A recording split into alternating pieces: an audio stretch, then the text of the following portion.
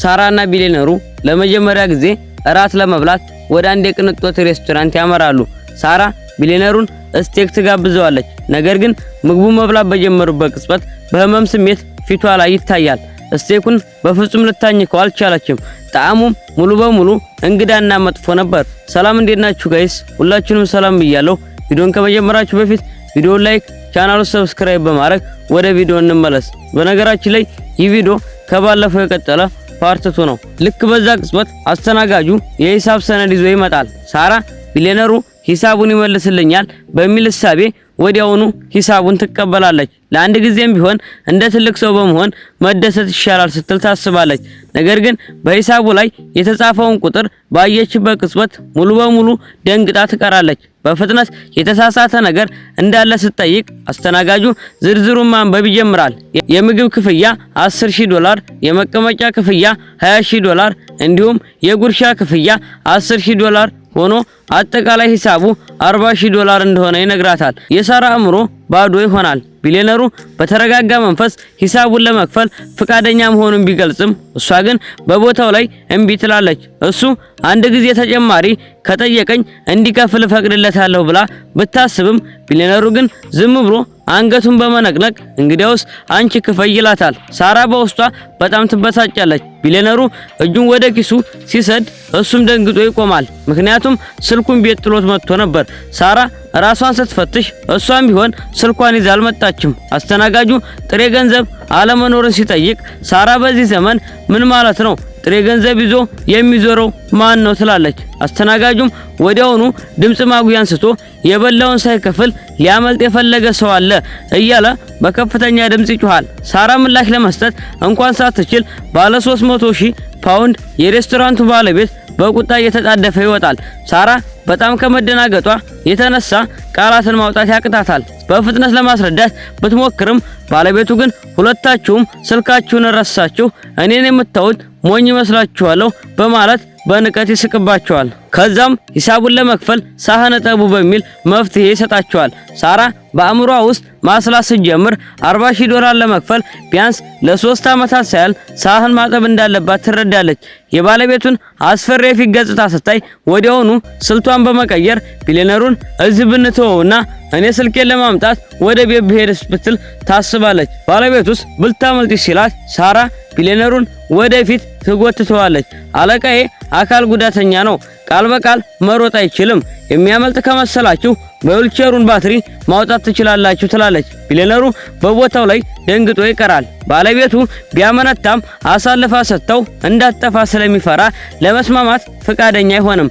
ሳራ እንደገና በፍጥነት በማሰብ ያ ዊልቸር ብቻውን ትልቅ ሀብት መሆን አለበት፣ የከፋ ነገር ቢመጣ ዊልቸሩን ትሸጡታላችሁ ትላለች። ቢሊነሩ በመጨረሻም እሱ ታጋች እንደሆነ ይረዳል። ነገር ግን ባለቤቱ አሁኑኑ ለአንድ ሰው እንዲደውሉ የራሱን ስልክ ያወጣል። ሳራ ወዲያውኑ ለቢሊነሩ ታናሽ ወንድም ብትደውልለትም ማንም አያነሳም። ወንድሙ ላለፉት 3 ቀናት ያለማቋረጥ ሲሰራ ስለነበረ ቤት ውስጥ እንቅልፍ ወስዶታል። ምንም ምላሽ ባለማግኘቱ ቢሊነሩ በዊልቸሩ ላይ ያለውን የተደበቀ የአደጋ ጊዜ ማስጠንቀቂያውን ቁልፍ ይጫነዋል። አላርሙ ወዲያውኑ ይጮሃል። ከማይክሎች ርቀት ላይ በሚገኘው ቤት ውስጥ ወንድሙ ወዲያውኑ ከእንቅልፉ ይባነናል። አንድ የተሳሳተ ነገር እንዳለ በመገንዘብ ወዲያውኑ ለጠባቂዎቹ ይደውላል። ልብሱን እንኳን ሳይቀይር ወደ ዊልቸሩ መገኛ አድራሻ ይጣደፋል። ይህ በእንዲህ እንዳለ ሳራ አሁንም በጭንቀት ለእርዳታ እየደወለች ቢሆንም ጠባቂዎቹ ቀድመው ከውጭ ደርሰው በሩን ጥሰው ይገባሉ። የሬስቶራንቱ ባለቤት በፍርሃት ሲደነግጥ የቢሊነሩ ወንድም ወደ ውስጥ በቁጣ ገብቶ ባለቤቱን በሸሚዙ አንገት ላይ ጨብጦ በወንድሜ ላይ ምን እያደረክ ነው እያለ ይጮሃል። ያ ግዙፍ ባለቤት በፍርሃት ሊሸና ይደርሳል። ወንድሙ ቀና ብሎ ሲመለከት ቢሊነሩ ሙሉ በሙሉ ሰላም ሆኖ ተቀምጦ ያየዋል። ወዲያውኑ በፊቱ ተንበርክኮ መሬት ላይ በመውደቅ ከዚህ በኋላ ዳግመኛ የማገኝህ አልመሰለኝም ነበር እያለ ማልቀስ ይጀምራል። ቢሊነሩ በሀፍረት ያቋርጠዋል። ሳራ በፍጥነት ነገሩን በማስረዳት ቦርሳዋና ስልኳን እንደረሳችና አሁንም የምግቡን ሂሳብ መክፈል እንዳለባቸው ትናገራለች። ወንድሙ በመደናገጥ ታዲያ የአደጋ ጊዜ ቁልፉን የተጫነው እኔ መጥቼ ሂሳብ እንዲከፍል ብቻ ነበር ይላል። ፊቱ በሐዘን ቢለወጥም ቢሊነሩ በዝምታና በቁጣ ዓይን በመመልከት ይሸማቀቀዋል። አፉን ዘግቶ ሂሳቡን እንዲከፍል እና ይህንን አሳፋሪ ቦታ ለቀው እንዲወጡ ያዘዋል። ወንድሙ እጁን ወደ ኪሱ ሲሰድ እሱም ቦርሳና ስልክ እንደረሳው እኮ ደንግጦ ይቆማል። የሬስቶራንቱ ባለቤት በድንገት ማልቀስ በመጀመር እባካችሁ ዝም ብላችሁ ውጡልኝ፣ ገንዘቡን ከእንግዲህ አልፈልገውም እያለ ይለምናቸዋል። ነገር ግን ወንድሙ ፈቃደኛ ሳይሆን ቢሊየነሩ ለአንድም ሰው 1 ሳንቲም ዕዳ የለበትም፣ ሂሳቡ ካልተከፈለ እኔ ከዚህ አልወጣም ይላል።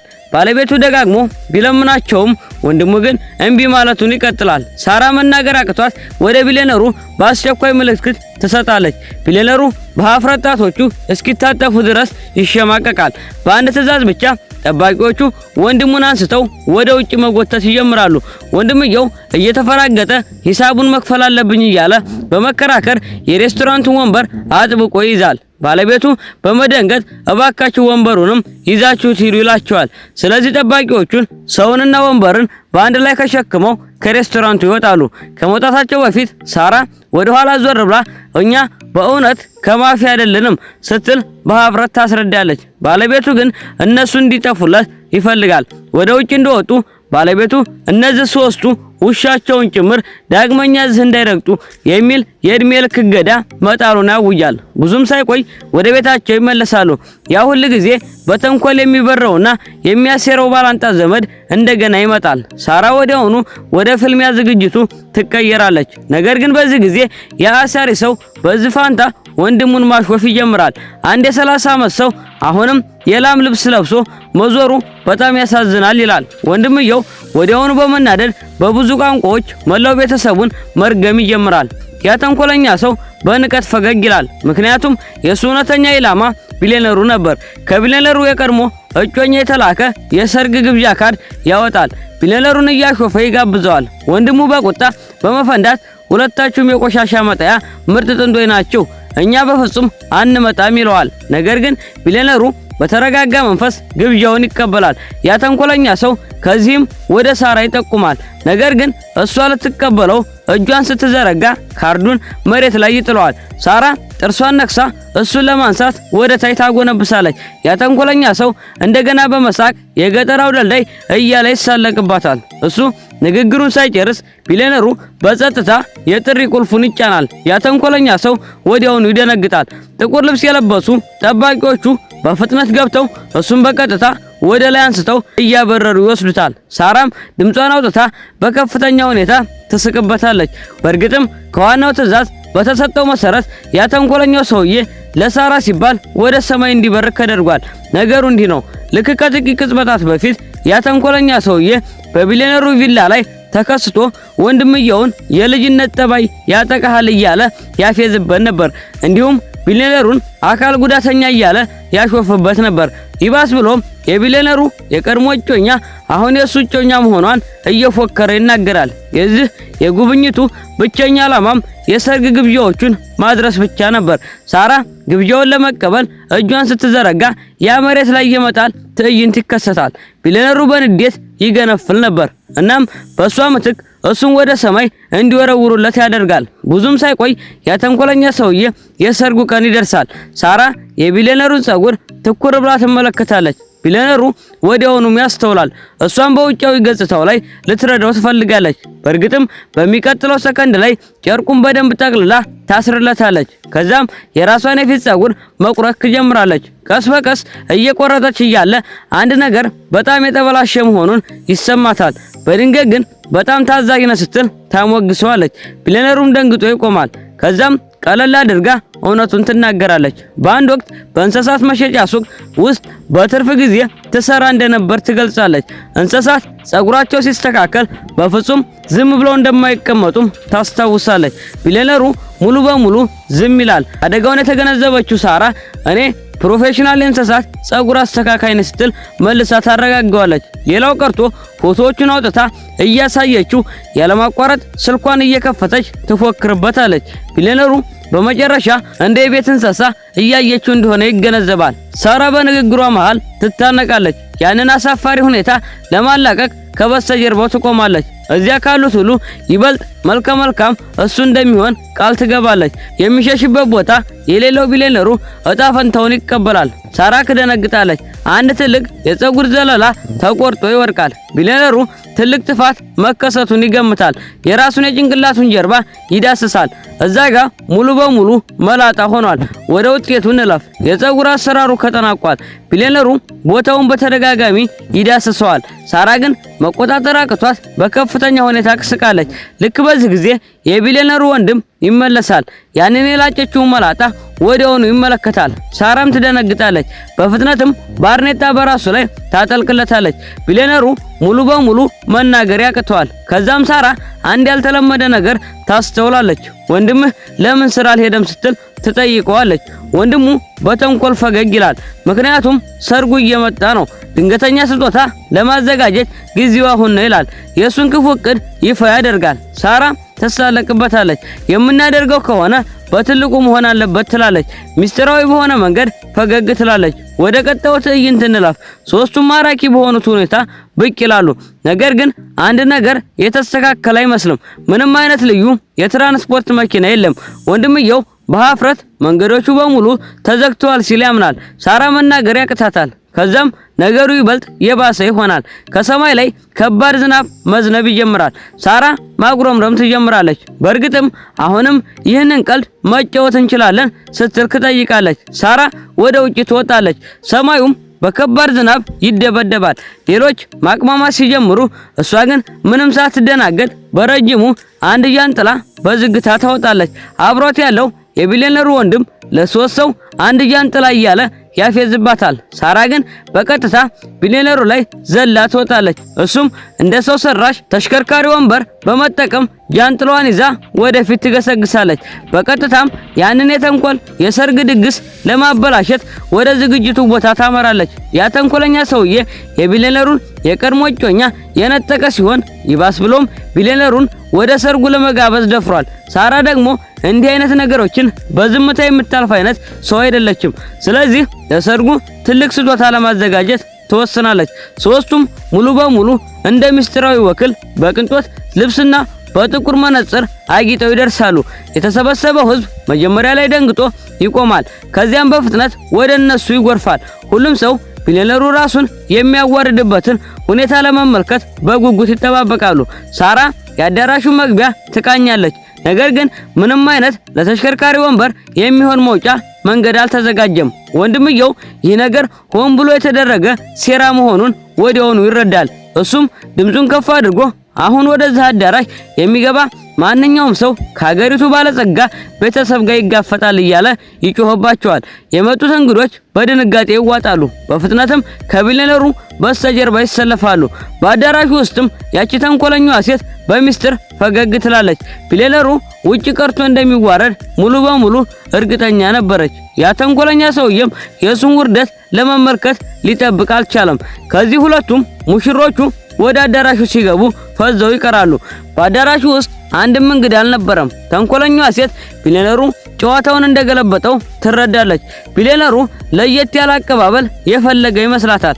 ተንኮለኛው ሰውዬ ሙሉ በሙሉ ተስፋ ይቆርጣል። ስነ ስርዓቱን ለማዳን ሲል ራሱን ብቻውን ወደ ውጪ ይወጣል። በውጪ በኩል ያሶስቱ ጥምረት ከረሜላ እያገቱ ዘና ብለዋል። ሰለባቸውንም እየጠበቁ ነበር።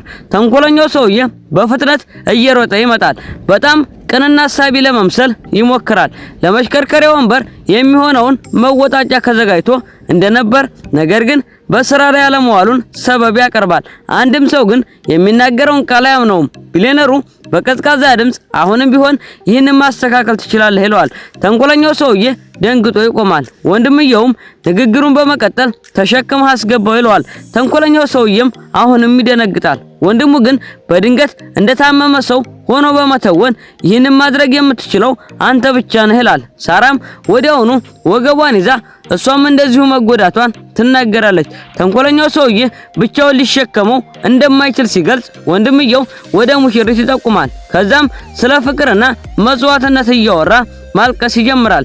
እንግዶቹ ወደ ሙሽሮቹ ዞር ብለው በትዝብት መመልከትና መፍረድ ይጀምራሉ።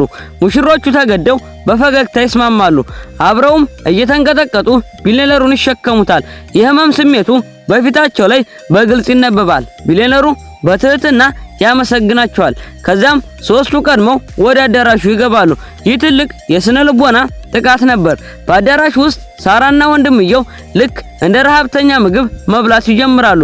ቢሊየነሩ ሙሉ በሙሉ መናገር ያቅተዋል። ተንኮለኛው ሰውዬ በደረቅ ፈገግታ ወደ እነሱ ይቀርባል። ቢሊየነሩ የግድ የደስታ መግለጫ ንግግር ማድረግ እንዳለበት ይወተውተዋል። ቢሊየነሩ ሳይመለስ ሳራ ቀድማ ጥቃት ትሰነዝራለች። ለመሆኑ የወላጆቻችሁ ድምጽ ለምን አይሰማም? ወላጆች የላችሁም ማለት ነው ስትል ትጠይቃለች። ተንኮለኛው ሰውዬ ሙሉ በሙሉ ይሰበራል። ሆን ብለው እንዳልመጡ ለማስረዳት ይቸኩላል። ሳራ ግን ይበልጥ ትገፋፋዋለች። ታዲያ በዚህ ሰርግ ላይ ለምንድነው አፍረው የቀሩ ስትል ትጠይቀዋለች። የሱ ፊትም ሙሉ በሙሉ ይለዋወጣል። ቢሊየነሩ በመጨረሻ ነገሩን ለማስቆም ጣልቃ ይገባል። ብዙም ሳይቆይ ሙሽሮቹ ወደ መድረክ ይወጣሉ። በተለይም ለቢሊየነሩ ልዩ ምስጋና ያቀርባሉ። በሱ ምክንያት እውነተኛ ደስታ ማግኘታቸውን ይናገራሉ።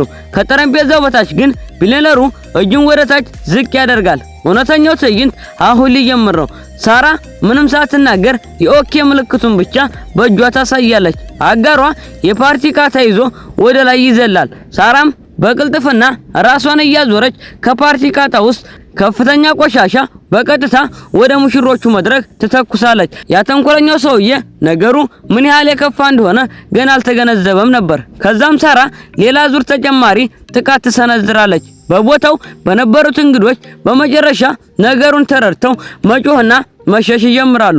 ይህ የተረጨው የደስታ ወረቀት አልነበረም። ከላይ የሚዘንበው እውነተኛ ቆሻሻ ነበር።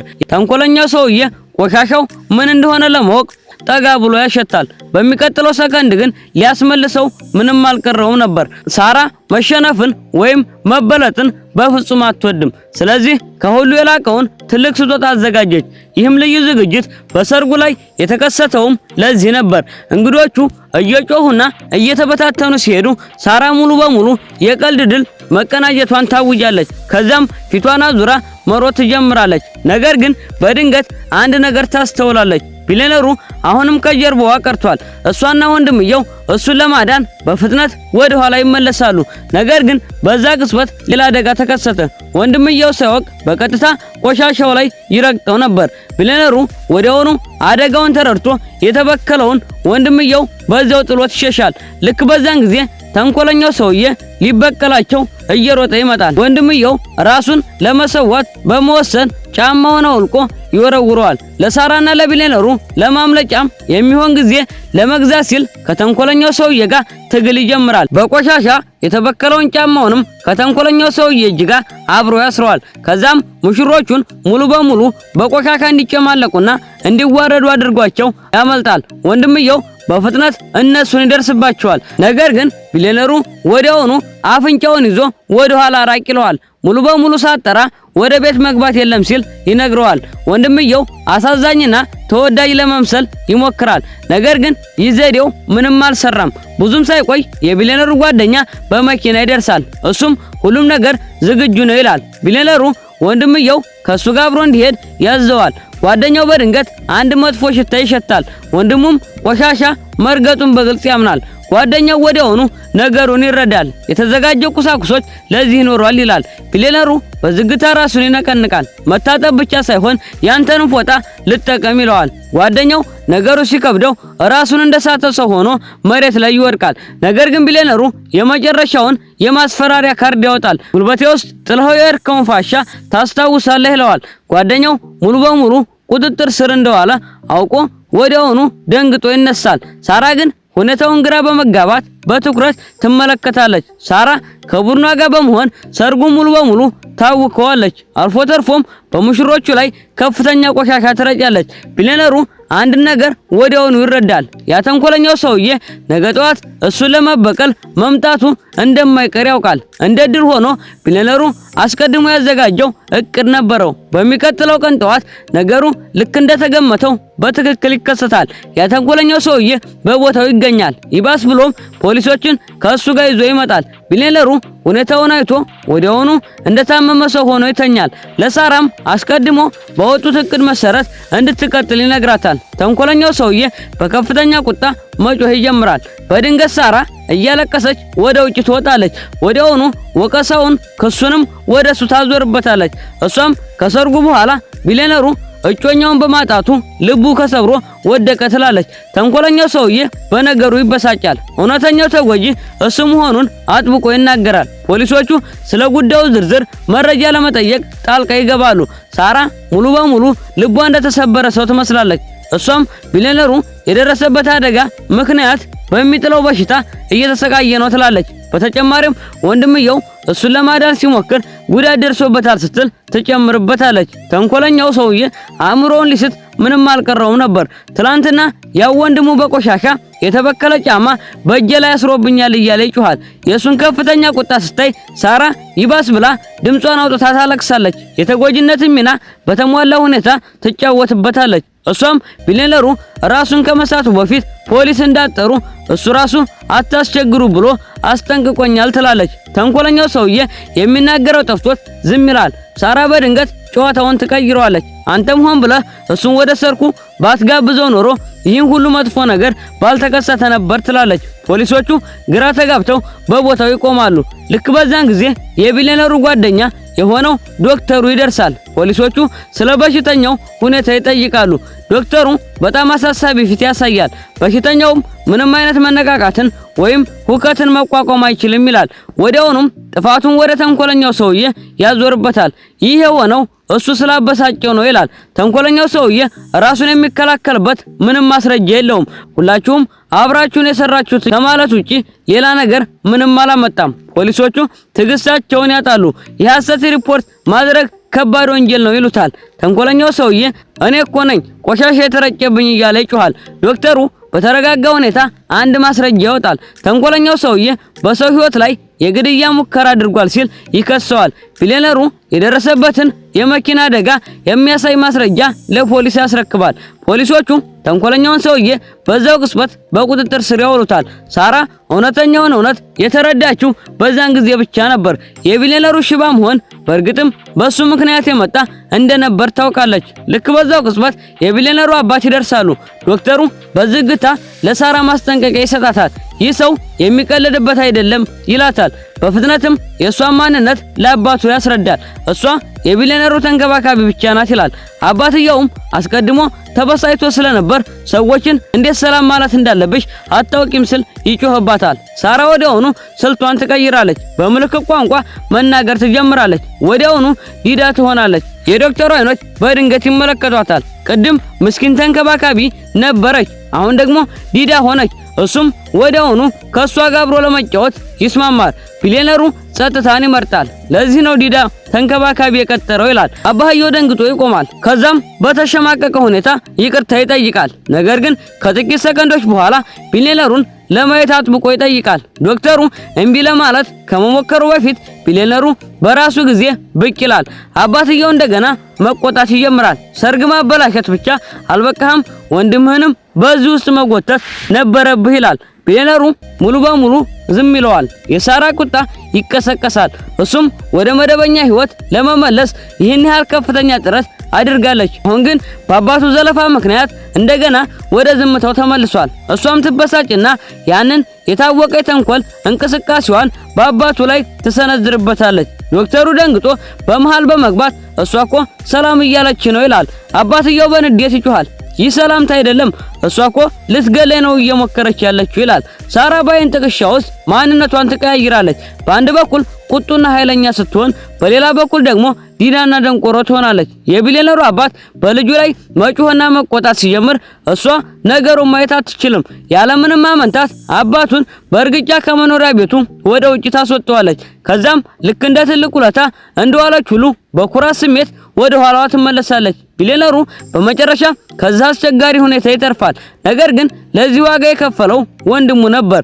ከጥቂት ደቂቃዎች በፊት በቤት ውስጥ ውርደት የደረሰበት አባትየው ንዴቱን በሙሉ በወንድሙ ላይ ያወርዳል። ወንድሙ በነበረበት ትንሽ እንቅልፍ በድንጋጤ እንዲነቃ ያደርገዋል። ያዘጋጀውንም የሥራ ዕቅድ ሰነድ በንዴት ቀዶ ይጥልበታል። አባቱም የአንደኛ ክፍል ተማሪ እንኳን ከዚህ የተሻለ መስራት ይችል ነበር ሲል ይጮህበታል።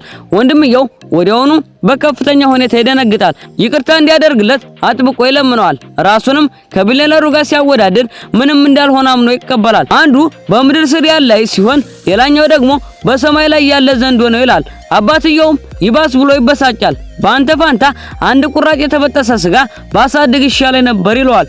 ይህ የተበጠሰ ስጋ የሚለው ቃል የወንድሙን አእምሮ ይቆጣጠረዋል። ወንድሙ ሙሉ በሙሉ ወደ ሌላ ዓለም ይሄዳል። አእምሮ የተጠበሰ ስጋ መዓዛ ይሞላል። አልፎ ተርፎም ምራቁን እየዋጠ ከንፈሩን መላስ ይጀምራል። አባቱ መጮሁንና መቆጣቱን በቀጠለበት ሰዓት ወንድምየው በስውር ከዛ ቦታ ያመልጣል። ይህ በእንዲህ እንዳለ በማብሰያ ቤት ውስጥ የቢሊየነሩ ከሳራ ጋር በመሆን ምግብ እያበሰለ ነበር። ወንድምየው መጽናናትን ፈልጎ ወደ ኩሽና ይገባል።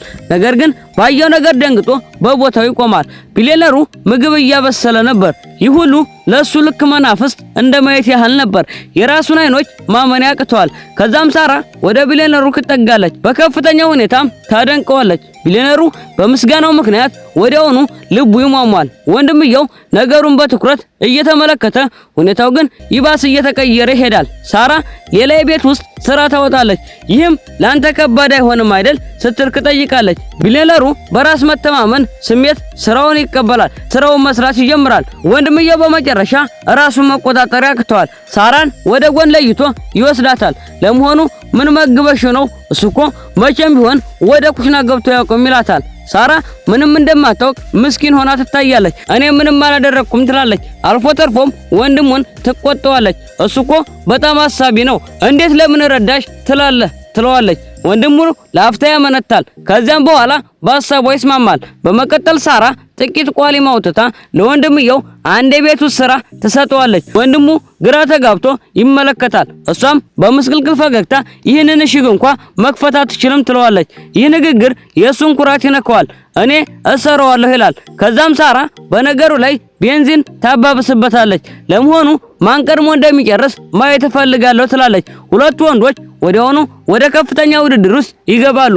ሳራ በተረጋጋ ሁኔታ ትመለከታለች። ነገሮችንም ማተረማመስ ትጀምራለች። በመጨረሻ ሁለቱም ነፃ የጉልበት ሰራተኞችን ማግኘት ትችላለች። በውስጧ ግን ከፍተኛ ሁኔታ እየተደሰተች ነበር። እነዚህ ልጆች አስተዳደግ ምክሮች በእርግጥም ይሰራሉ ትላለች። በክፍሉ ጥግ ላይ አንድ መጽሐፍ በዝምታ ተቀምጧል። የመጽሐፉ ርዕስ ሕፃናት በራሳቸው ፍላጎት ስራ እንዲሰሩ እንዴት ማድረግ ይቻላል የሚል ነበር። በማግስቱ ሳራ በቀን መቁጠሪያው ላይ አንድ ምልክት ታደርጋለች። ቢሊየነሩ ይህንን ወዲያውኑ ያስተውላል። የማወቅ ጉጉትም ያድርበታል። ሳራ በድንገት የራስህን ልደት እንደረሳኸው እንዳትነግሬ ብቻ ትለዋለች። ቢሊየነሩ በዝምታ ይዋጣል። ከዚህ በፊት ማንም ሰው የእሱን ልደት አክብሮት አያውቅም ነበር። ሳራ ፈጠን ብላ እኔ እኮ አስገራሚ ስጦታ አዘጋጅቼልሃለሁ ትለዋለች። ነገር ግን ይህንን በተናገረችበት ሰዓት ወዲያውኑ ይቆጫታል። ሚስጥሩን ልታወጣው ምንም አልቀራትም ነበር። እሱም ነገሩን ይበልጥ እንዳልገፋበት ስታይ በፍጥነት ከዛ ቦታ ታመልጣለች። በዚያኑ ምሽት ሳራ አንድ ትልቅ ሳጥን እየጎተተች ወደ ውስጥ ትገባለች። የቢሊየነሩ አይኖች በደስታ ይበራሉ። ይህ ሳጥን የእሱ የልደት ስጦታ እንደሆነ ያስባል። ነገር ግን ሳራ በተረጋጋ ሁኔታ ይህ እኮ ለጎዳና ድመቶች መኖሪያ የሚሆን የድመት ቤት ነው ስትል ታብራራለታለች። ቢሊየነሩ ወዲያውኑ ቅያሜን ይታይበታል። ከዚያም የበር ደውል እንደገና ይጮሃል። በሱ ውስጥ የተስፋ ብልታ እንደገና ያበራል። በዚህ ጊዜማ በእርግጠኝነት ለእኔ ነው ብሎ ያስብ ነበር። ነገር ግን ሳራ ወደ እሱ ዞር ብላ ሳታየው በፍጥነት ወደ ውስጥ ትገባለች። በቀጥታም ወደ ኩሽና ታመራለች። ቢሊየነሩ እንደገና መናገር ያቅተዋል። ብዙም ሳይቆይ ሳራ በባንክ የተጠቀለሉ በርካታ በርገሮችን ይዛ ትመጣለች። ቢሊየነሩ ይህ ለእሱ ራት እንደሆነ ያስባል። ነገር ግን ሳራ ግራ የተጋባች ትመስላለች። አንተ እኮ መቼም በርገር አትበላም ትለዋለች። በመቀጠልም እነዚህ በእውነቱ ለታናሽ ወንድምህ የመጡ ናቸው ትለዋለች። ቢሊየነሩ በመጨረሻም ንዴቱን መቆጣጠር ያቅተዋል። እኔ ላንቺ የምከፍልሽ እንድትሰሪ ነው። ታዲያ ለምንድን ነው ለወንድሜ ምግብ የምታበስል ይላታል። ሳራም ባልተመቻቸ ስሜት ውስጥ ሆና ታብራራለታለች። እሱ የሚሰጠኝ ተጨማሪ ክፍያ በጣም ከፍተኛ ነው ትላለች። አልፎ ተርፎም አንተ ከምከፍለኝ በላይ ነው ስትል ትጨምርለታለች። ቢሊየነሩ በድንጋጤ ይቆማል። ከዛም አንድ ነገር ወደ አእምሮ ይመጣል። እሱ ለሷ መቼም ቢሆን ተጨማሪ ክፍያ ሰጥቷት እንደማያውቅ ያስታውሳል። አእምሮ ውስጥ በፍጥነት መስራት ይጀምራል። ለካ ለዚህ ነው የልደት ስጦታ ያላገኙት በማለት ያስባል። በሚቀጥለው ቅጽበት በፍጥነት ስልኩን ያነሳል። ወደ እሱ አካውንትም $200,000 ያስተላልፍላታል። በስልኳ ላይ የገንዘብ ገቢ መልእክት በጮኸበት ቅጽበት የሳራ ፊት ወደዛው ገጽታው ይቀየራል። በእሱ ላይ የውዳሴና የምስጋና ናዳ ታወርድበታለች። አንተ እኮ በህይወት ካሉት ወንዶች ሁሉ በጣም መልካም ነህ ትለዋለች። አልፎ ተርፎም ትከሻውን ማሸት ትጀምራለች። ማሞካሸቷም ገደብ ያጣል። ሚሊየነሩ ራሱ ሙሉ በሙሉ ይደሰታል። ሳራን በፍጥነት እራት ለመስራት ትጋብዘዋለች። ነገር ግን ሚሊየነሩ ወደ በርገሮቹ ይጠቁማል። ይህ እኮ የኔ ራት ነው ይላል። አንድ ጉርሻም ይጎርሳል። ከዛም ሌላ ሰው እንዳይሻማው በሚመስል መልኩ አስቀምጦት ይቆርሰዋል። ሳራም በቀላል አነጋገር እኔ 20 በርገር ነው የገዛሁት ትላለች። ሚሊየነሩ ነገሩን ውድቅ ያደርገዋል። ይህ ለኔ አይበቃኝም ይላል። ሳራም ትደነግጣለች። ታዲያ ለወንድምህ ምንም አይተርፈውም ስትል ትጠይቀዋለች። ሚሊየነሩ ወዲያውኑ በቅናት ስሜት ይሞላና የሱን እኔ ራሴ እገዛለታለሁ ይላል። ብዙም ሳይቆይ አንድ ሙሉ ጋሪ በርገር ይደርሳል። ወንድምየው ይህንን በርገር የላከለት ሚሊየነሩ እንደሆነ ሲሰማ በከፍተኛ ሁኔታ ይደሰታል። ልክ ምግብ መብላት ሊጀምር ሲል ግን ከሚሊየነሩ የተላከ አጭር መልእክት በስልኩ ላይ ብቅ ይላል። መልእክቱም አሁኑኑ ሁሉንም በርገሮች በልተጨርስ የሚል ነበር። ወንድምየው መናገር ያቅተዋል። ይህንን ማድረግ እንደማይችል ሊነግረው ሲል ሌላ መልእክት ይከተላል። ከእንግዲህ በኋላ እሷ ላንተ ምግብ አታበስልልህም መቼም ቢሆን እንዳጓጓ ይላል። ወንድምየው ምላሽ ለመስጠት እንኳን ሳይችል በፊቱ ወዲያውኑ ብሎክ ይደረጋል። ወንድምየው ሊያደርግ የሚችለው ብቸኛው ነገር በትልቅ የሐዘን ስሜት መተንፈስ ብቻ ነበር። ሳራ ሚሊየነሩን ደህና ደር ካለች በኋላ ወዲያውኑ በሚስጥር ወደ አትክልት ስፍራው ታመራለች። ለሚሊየነሩ የልደት ድንገተኛ ስጦታ ለማዘጋጀት ተጣደፈች ነበር። ሚሊየነሩ ይህንን ሙሉ ቀን ሲጠባበቅ ነበር። ነገር ግን በአንድ ትልቅ ችግር ትጨነቃለች። እንዴት አድርጌ ነው ሚሊየነሩን ወደዚህ የማመጣው በማለት እያሰበች እያለ እሷ ሳታስተውል አንድ ሰው ከበስተጀርባዋ በጸጥታ ይቆማል።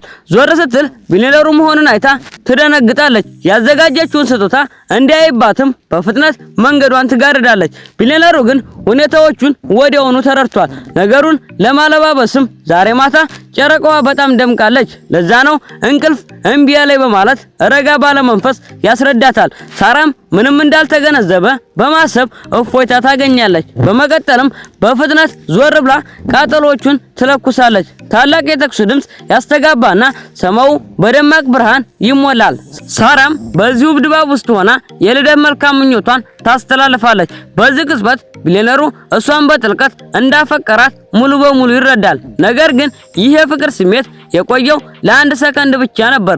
ወዲያውኑም የወንድምየው እየሳቀ በድንገት መግባት የነበረውን የፍቅር ስሜት ሙሉ በሙሉ ያበላሸዋል። ብዙም ሳይቆይ የቤተሰቡ የልደት ድግስ ይጀምራል። ሳራ ኬኩን ይዛ ትመጣለች። በገዛ እጇም ያዘጋጀችው መሆኑን በኩራት ትናገራለች። ሚሊየነሩ በዚህ በጣም ይነካል። ከድግሱ በኋላም ተጨማሪ ክፍያ እንደሚሰጣት ቃል ይገባላታል። ሳራም በደስታ በአይኖቿ በርተው በዓለም ላይ ምርጡ አለቃ እያለች ማመስገን ትጀምራለች። በጠረጴዛው ዙሪያ ተቀምጠው ያለ ሐኪሙ ለወንድምየው በሹክሹክታ የቀድሞ አለቃ እንዲህ በቀላሉ ተጨማሪ ክፍያ ሰጥተው አያውቁም፣ ይህ እኮ የመቅለስለስ ስልት ነው ይለዋል። በዚህ መሃልም ሚሊየነሩ ወደ ሳራ ጠጋ ብሎ በዝቅተኛ ድምጽ እነዚህ ሁለቱ ባይኖሩ ኖሮ ፍጹም ይሆን ነበር ሲል ያጉረመርማል። ሳራ ግን ነገሩን ሙሉ በሙሉ በተሳሳተ መንገድ በመረዳት ጫጫታና ብዙ ሰው የማይወድ መስሏት ነበር። ልክ ሁሉም ምግብ መብላት ሊጀምሩ ሲሉ አንዲት አዲስ ሴት ብቅ ትላለች።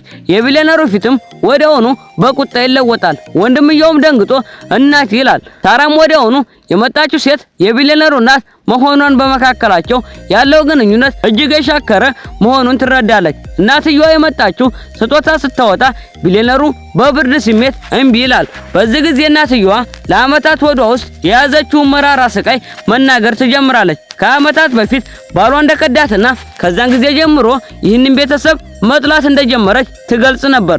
ሆኖም ግን ልጆቿን ሁሉ ጊዜም እንደምትወዳቸው ትናገራለች። ከዛም የቤተሰብ ቅርስ የሆነውን የቆየ የእንቁ አምባር አውጥታ አንድ ቀን ለወደፊት ሚስቱ እንዲሰጥላት ትለምነዋለች። ቢሊነሩ እስካሁን ሚስት እንኳን የሌለው በመሆኑ ግራ ይጋባል። እናትየዋ በመቀጠልም አሁን ለሷ መኖር በምትፈልግበትና ነፃ የምትሆንበት ጊዜ ላይ እንደደረሰች ትናገራለች። ወንድምየው ይህ እውነተኛ መለያየት መሆኑን ተረድቶ በጣም ይደነግጣል። ሳራ የእናትየውን ስቃይ በጥልቀት በመረዳት እሷን ለማጽናናት ወደፊት ትቀርባለች። እስከ መጨረሻው ካልተረዳች በቀር እናትየዋ ልጆቿን በቀላሉ ጥላ አትሄድም ትላለች። እናትየዋ በዚህ ንግግር በጣም ትነካለች። እንዲያውም ሳራን ትወዳታለች። ድንገት የወንድምየው ስልክ ይጮሃል። የደወለው አባታቸው ነበር። እናትየዋ ወደ ቤት እንድትመለስ በትዕዛዝ ድምጽ ይናገር ነበር። እንዲሁም የ30 ዓመት ሙሉ የሰው ልደት ቀን ማክበሩን እያፌዘበት ነበር። እናትየዋ በቁጣ ትገነፍላለች። ስልኩም ይዘጋል። በዚህ ጊዜ ቢሊነሩ እናቱን ይደግፋል። ሳራም ወዲያውኑ በመከተል የቢሊነሩን እናት ትደግፍ ነበር። የእናትየው ደስታ ከምንም በላይ እንደሚቀድምና ያደረገችውን ምርጫ ሁሉ እንደምትደግፍ ትገልጻለች። ቢሊነሩ ድንገት ደንግጦ ለሳራ በሹክሹክታ ባለቤትሽንማ እንዲህ አታደርጊውም አይደል ሲል ይጠይቃታል። ሳራም ምንም ሳታቅማማ በጭንቅላቷ ምልክት በመስጠት እንዲህ ያለ ሰው መቼም ቢሆን የኔ ባል አይሆንም ስትል ትመልሳለች። ቢሊነሩም እንደ አባቱ ያሉ ወንዶች ትዳር ጨርሶ እንደማይገባቸው በማሰብ በሐሳቧ ይስማማል። እናትየዋ ከቢሊነሩና ከሳራ ንግግር መካከል ልጇ በፍቅር መውደቁን ትረዳለች። ከዛም ወዲያውኑ ተነስታ ድግሱ ማለቁን ታውጃለች። ወንድምየውና ሐኪሙ ነገሩ ስለገባቸው ከእናትየው ጋር አብረው ወደ ውጪ ይወጣሉ። በመጨረሻም አካባቢው እንደገና እርጭ ይላል። ሁለቱ ሳራና ቢሊነሩ ብቻቸውን ይቀራሉ። ቪዲዮ ከተመቻችሁ ላይክ እና ሰብስክራይብ ማድረጋችሁ እንዳትረሱ። ቀጣዩ ክፍል እንዲለቀቅ ኮመንት ላይ ፓርት 3 እያላችሁ ጻፉ። ይመቻችሁ።